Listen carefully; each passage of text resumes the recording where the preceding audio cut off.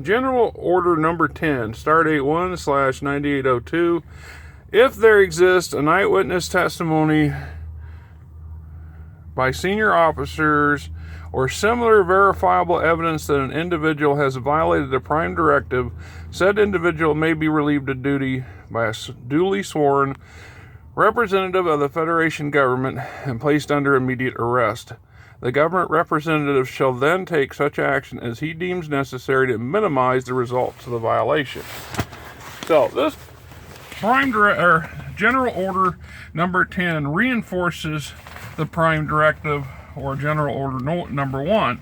And in doing so, General Order Number 10 specifically gives a certain category of Starfleet officers and or Federation personnel the bite needed to potentially detain, arrest, and prosecute, or at least gather evidence against an individual or individuals that have been deemed to have violated the Prime Directive, specifically by personal witnessing of other individuals and or physical evidence or some other recordable data of some kind. This makes perfectly good sense from a legalese standpoint, because there are plenty of opportunities for the Prime Directive to be violated or circumvented.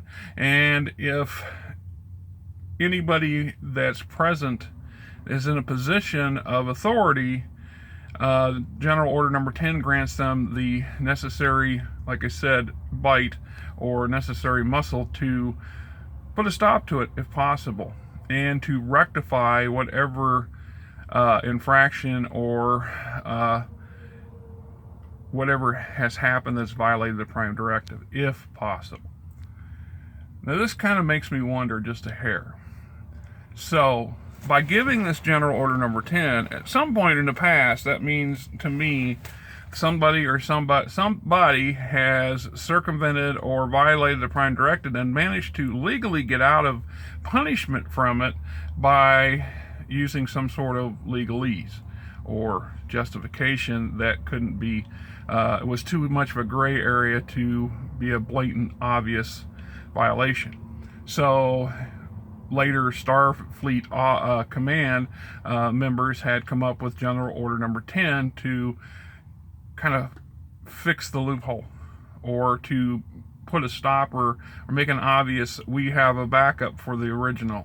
So not only do you have General Order Number 1, but now I have General Order Number 10 that allows us to circumvent, or not circumvent, but to tighten up those restrictions for the Prime Directive.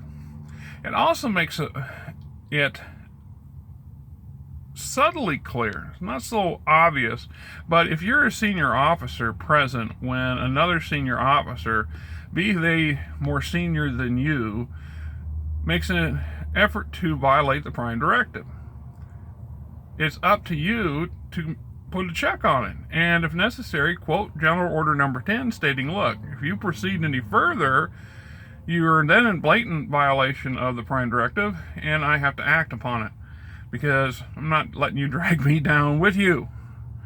It also can be used against other senior officers that are present later on at a trial or a tribunal, perhaps, where somebody can say, well, you're in collusion or cahoots with said individual who violated Prime Directive because you failed to act. You failed to put a stop to it. You failed to present evidence later against them. You failed to help the Federation enforce, Starfleet Command specifically, enforce General Order Number 1. So it's kind of a dual-edged sword, I think, in my opinion. As always, I'd be interested to hear what you have to say on the subject and topic, and if you have any debate or different views on how General Order Number 10 would be applied, please, by all means, comment. Till next time, keep your eye on the Prime Directive.